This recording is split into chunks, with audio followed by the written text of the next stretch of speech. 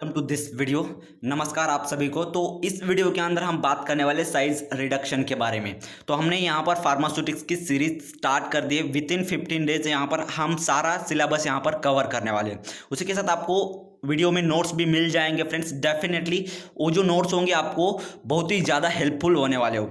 तो यहाँ पर हम आज 5 मार्क्स का क्वेश्चन देखेंगे कि साइज रिडक्शन के बारे में। उसके अंदर हम कौन कौन से इक्विपमेंट यूज़ करते हैं, कौन कौन से वहाँ पर उस इक्विपमेंट के यूजेस क्या है, एडवांटेजेस क्या है, डिसएडवांटेजेस क्या है, इन सभी के बारे में डिटेल में जानकारी आपको हर एक वीडियो में मिल जाएगी। तो चलो वीडियो को स्टार्ट कर देते हैं। यहाँ पर हम इसका इंट्रोडक्शन देखेंगे, इक्विपमेंट फॉर साइज रिडक्शन। तो यहाँ पर डिफरेंट इक्विपमेंट दिए गए, लेकिन सिलेबस के अंदर जो इक्विपमेंट अवेलेबल है तो उसके हिसाब से यहाँ पर हम जाने वाले हैं। सिलेबस के थ्रू ही यहाँ पर हम जाएंगे। सिलेबस के बाहर का एक भी क्वेश्चन यहाँ पर आपको नहीं पूछा जाता। जितना सिलेबस में उतना ही यहाँ पर पूछा जाता है। तो चलो वीडियो को स्टार्ट कर देते हैं। तो यहाँ पर आप देख सकते हो, यहाँ पर आपको कुछ टाइप्स दिख रहे होंगे। फर्स्ट है crusher, grinders, ultrafine grinders, cutting machines. तो यहाँ पर आप देख सकते हो क्रशर के अंदर आता है jaw crusher, gyratory crusher, roll crusher. Roll crusher के अंदर 2 टाइप्स होते हैं friends, smooth roll crusher, toothed roll crusher. Next है hammer mill, impactor, rolling compression machine, उसी को हम रोलर मिल भी कहते हैं। नेक्स्ट एट्रिशन मिल्स, नेक्स्ट है टम्बलिंग मिल्स। एट्रिशन मिल्स के अंदर कुछ टाइप्स वहाँ पे दिया गया है, single runner attrition mill, double runner attrition mill. और टम्बलिंग मिल्स के अंदर रोड मिल, बाल मिल, पेबल मिल, ट्यूब मिल। तो ये सभी इसके टाइप है। कंपार्टमेंट मिल भी उसी के अंदर आता है फ्रेंड्स। नेक्स्ट है सेंट्रीफाइंग ग्राइंडर। तो उसके अंदर टोटल 4 टाइप्स होते हैं, classifying hammer mill, fluid energy mill, agitated mill, collider mill. और लास्ट में आता है कटिंग मशीन। उसके अंदर आता है रोटरी, नाइफ, कटर और ग्रैन्युलेटर। तो फ्रेंड ये टाइप थे इसके साइज रिडक्शन के, क्लासिफिकेशन था पूरा। लेकिन एग्जाम के हिसाब से और सिलेबस के हिसाब से हमारे जो इम्पॉर्टेंट होने वाले उसी को हम यहाँ पर देखने वाले। उसके अंदर आता है फर्स्ट, यहाँ पर आप देख सकते हो हैमर मिल, नेक्स्ट है बाल मिल, नेक्स्ट है fluid energy mill, edge runner mill end runner mill. तो ये सभी जो मिल है फ्रेंड्स यहाँ पर हम यूज करते हैं साइज रिडक्शन के अंदर। उसी के अंदर फर्स्ट आता है हैमर मिल। तो हैमर मिल के बारे में देख लीजिए। यहाँ पर हैमर मिल का थोड़ा सा यहाँ पर इंट्रोडक्शन का पार्ट दिया है, उसके बारे में देख लेते हैं। Hammer mill is the type of crusher used for the grinding and pulverising various material. It is device used for crushing or milling agglomerators or large size particle into the small size freely flowing particles। तो इसके अंदर क्या होता है, अगर large size के molecules यहाँ पर आपको दिए गए फ्रेंड्स, तो उसको किसके अंदर कन्वर्ट कर देता है, तो स्मॉल मॉलिक्यूल्स के अंदर यहाँ पर कन्वर्ट कर देगा। ये जो हमारा हैमर मिल है वो। तो यहाँ पर आप देख सकते हो हैमर मिल की डायग्राम यहाँ पर दी गई है। यहाँ पर देख सकते हो डायग्राम के अंदर ये फीड है हमारा, ये हॉफर है, यहाँ स्क्रीन होती है, प्रेजेंट रिसीवर यहाँ पर प्रेजेंट है जहाँ से हम प्रोडक्ट रिसीव करते हैं। नेक्स्ट है यहाँ पर हैमर्स प्रेजेंट है फ्रेंड्स। नेक्स्ट शाफ्ट उसके अंदर प्रेजेंट होते हैं। मिलिंग चेंबर इसे हम कहते हैं, ये जो होता है तो मिलिंग चेंबर होता है। तो अब इसका मैं बेसिकली आपको वर्किंग समझा देता हूं कि वर्किंग कैसे होता है इसका। देख लीजिए यहाँ पर फीड, जो हमारा बिग पार्टिकल्स यानी कि लार्ज पार्टिकल्स, तो यहाँ से हम फीड करते हैं। यहाँ से फीड करने के बाद हॉपर के थ्रू यहाँ पर हम फीड करते हैं। ये अंदर जाने के बाद यहाँ पर उसके अंदर जो हैमर होते हैं फ्रेंड्स, हैमर जो है तो हैमर की वजह से जो हमारे लार्ज मॉलिक्यूल्स है वो यहाँ पर स्मॉल मॉलिक्यूल्स के अंदर यहाँ पर कन्वर्ट हो जाते हैं। और जैसे स्मॉल मॉलिक्यूल्स के अंदर कन्वर्ट हो जाएंगे तो हमें रिसीवर से यहाँ हमारा प्रोडक्ट स्मॉल मॉलिक्यूल में यहाँ पर हमें मिल जाएगा। अब इसका प्रिंसिपल देख लेते हैं। सिंपल प्रिंसिपल है, hammer mill works on the principle of impacting. तो ये जो है तो इंपैक्टिंग प्रिंसिपल के ऊपर वर्क करता है।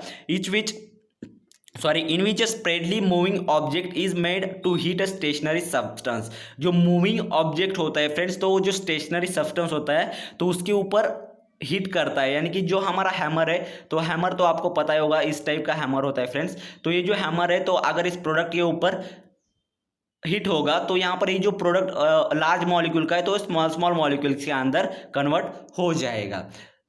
और पल्वराइजिंग और grinding of the substance is the main mechanism. और पल्वराइजिंग और ग्राइंडिंग इसका मेन मैकेनिज्म है फ्रेंड्स। आप देख लीजिए कंस्ट्रक्शन, आप देख लीजिए कंस्ट्रक्शन के अंदर इतना बड़ा पॉइंट यहाँ पर दिया गया है, लेकिन इतनी लिखने की आपको जरूरत नहीं है। मैं आपको बता देता हूँ कि यहाँ पर आप देख सकते हो upper side hopper is present, ऐसे लिखना है आपको।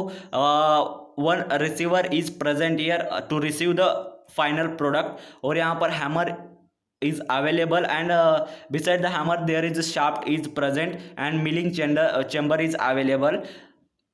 तो ऐसे ही यहाँ पर आपको कंस्ट्रक्शन के अंदर लिखना है। कुछ भी 5 या 6 पॉइंट अगर आप लिख लोगे तो उतना इनफ है, ज़्यादा लिखने की ज़रूरत नहीं। अदरवाइज यहाँ पर आपको कंस्ट्रक्शन के अंदर पूरा यहाँ पर नोट्स दिया गया, आप देख सकते हो। Hammer mill is a horizontal और vertical shaft type. It consist of the hammer made up of hard nuts और स्टेनलेस स्टील। जो हमारा हैमर मिल होता है किससे बना हुआ होता है हैमर, सॉरी उसके अंदर जो हैमर होते हैं वो स्टेनलेस स्टील के बने हुए होते हैं। हैमर आर वेरियस शेप, तो हैमर के कई शेप्स होते हैं, वो लिखने की ज़रूरत नहीं है। लेकिन जो मैंने बताया कि आपको ए यहाँ पर प्रेजेंट होता है, फीड हॉपर प्रेजेंट होता है, रिसीवर प्रेजेंट होता है, शाफ्ट उसके अंदर प्रेजेंट होते हैं, तो ये सभी यहाँ पर आपको लिखना है। और वर्किंग कैसे लिखना है देख सकते हो यहाँ पर। The material to be crush is feed into the hopper connected to the drum. जो ड्रम को वहाँ पर हॉपर अप साइड पे प्रेजेंट था, तो उसके अंदर उससे हम मटेरियल इनसाइड ड्रॉप करेंगे। The fast rotating hammer powder the material into required size. The resultant powder is coarse to moderately fine and collected with the screen।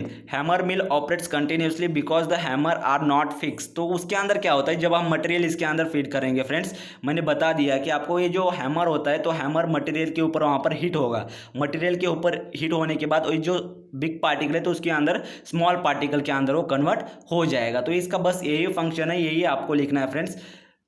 Next उसके uses देख लीजिए, यूजेस के बारे में देख लेते हैं। In pharmaceutical industry it is used in wet और dry granulation and the disperse powder mixture.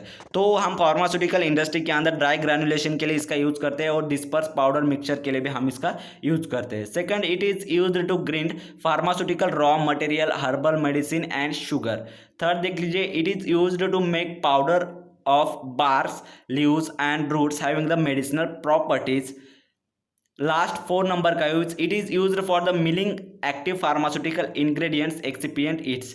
तो ये जो फार्मास्यूटिकल इंग्रेडिएंट्स होता है, एक्सिपिएंट्स होते हैं, तो उसके मिलिंग में भी हम इसका यूज़ करते हैं, उसको क्रशिंग में या साइज रिडक्शन में हम इसको यूज़ करते हैं। आप देख लीजिए मेरिट्स क्या क्या है इसके। It is produced numerous size distribution having the minimum fines due to the self classification.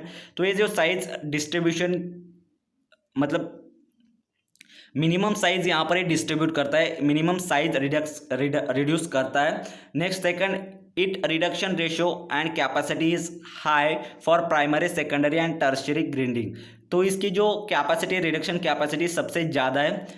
Third, it requires moderate energy, या इसको एनर्जी कम लगती है। It is use to milling variety of material. It is easily install, dismantle and clean. इसे easily हम clean कर सकते हैं, इंस्टॉल कर सकते हैं।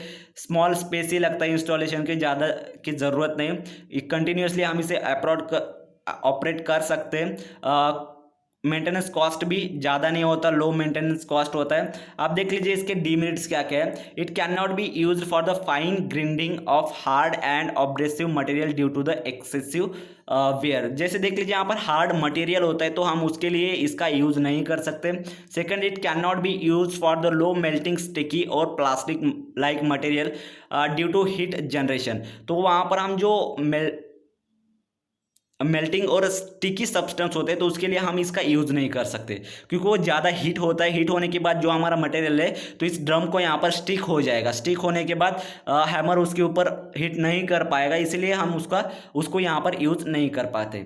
Next, it may be get choked and damage in the case of uncontrolled feed rate. अगर हमने फीड रेट उसका ज़्यादा कर दिया तो ये डैमेज भी हो सकता है। It may be damage the heat sensitive material due to the heat generated when the operating at a high speed। अगर हम इसको हाई स्पीड से यहाँ पर ऑपरेट करेंगे, जो हीट सेंसिटिव मटेरियल होते हैं तो वहाँ पर स्टिक हो जाते हैं। इसी वजह से हम उसकी वजह से जो हमारे मशीन है तो वो भी यहाँ पर डैमेज हो सकती है। तो ये हो गया उस पूरी इन्फॉर्मेशन फ्रेंड्स। नेक्स्ट वीडियो में हम बाल मिल के बारे में देखेंगे।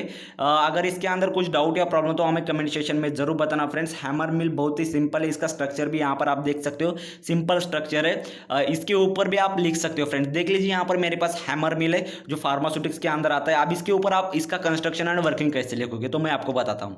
तो यहाँ पर आप कंस्ट्रक्शन के अंदर आपको क्या लिखना है, इसके अंदर क्या क्या दिखता है आपको उसके ऊपर पॉइंट लिखना है। अब देख लीजिए हमारा हैमर मिल है, तो हैमर मिल के अंदर क्या प्रेजेंट होता है, हैमर्स प्रेजेंट होते हैं।